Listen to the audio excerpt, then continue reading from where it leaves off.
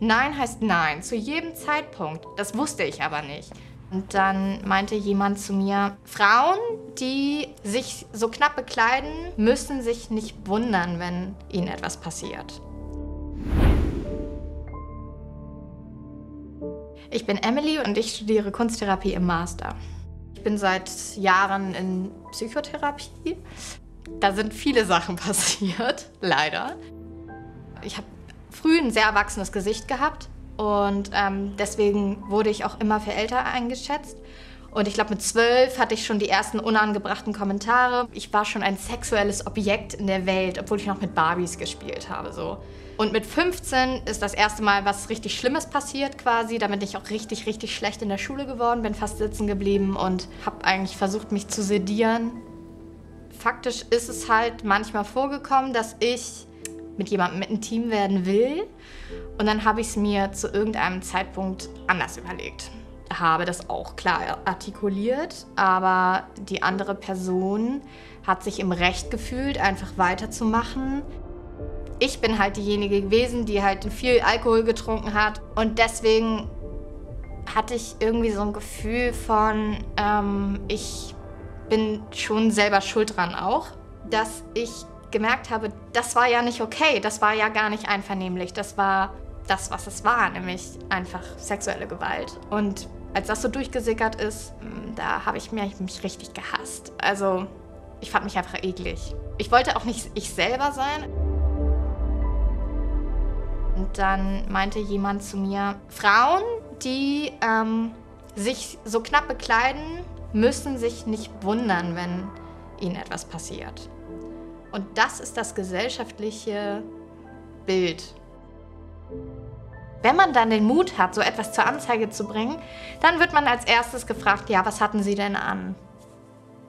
Und am Ende ist weder Alkoholkonsum noch Bekleidung oder irgendwas anderes schuld an Vergewaltigungen, sondern Menschen, die vergewaltigen, sind die einzigen, die schuld an so einer Situation sind und sonst gar nichts. So ist es.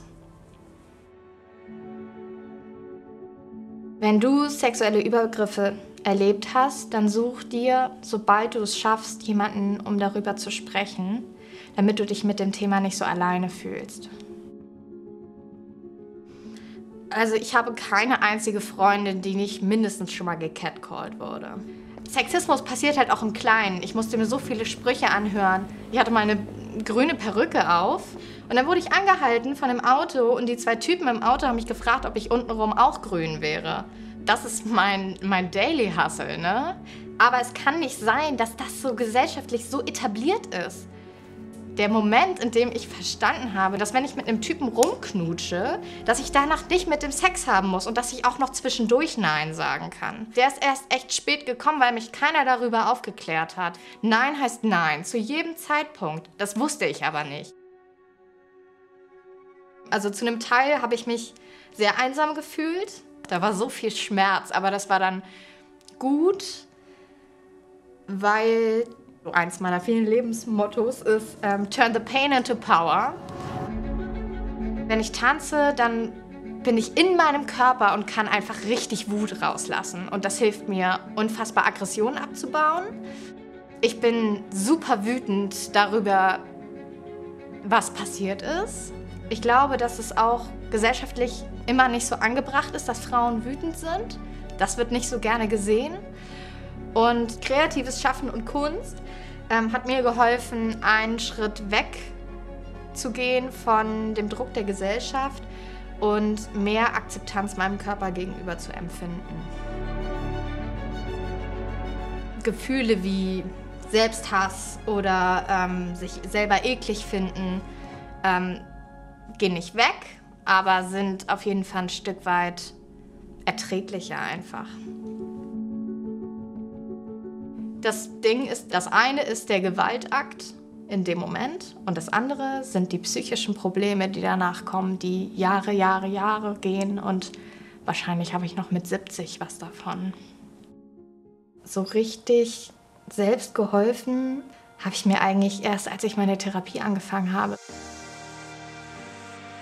Das Schöne an Kunsttherapie ist, dass man auch auf nonverbaler Ebene miteinander kommunizieren kann. Es geht darum, zum Beispiel Traumata aufzuarbeiten. Und mit der Kunsttherapie schaffen es erwachsene Personen, Neugierde zu empfinden und sich auch zu erlauben, kindisch zu sein oder kindlich zu sein. Weil das geht flöten in unserer Gesellschaft. Es geht am Ende auch viel darum, sich selber nochmal auf einer anderen Ebene zu entdecken und Selbstwirksamkeit zu erfahren.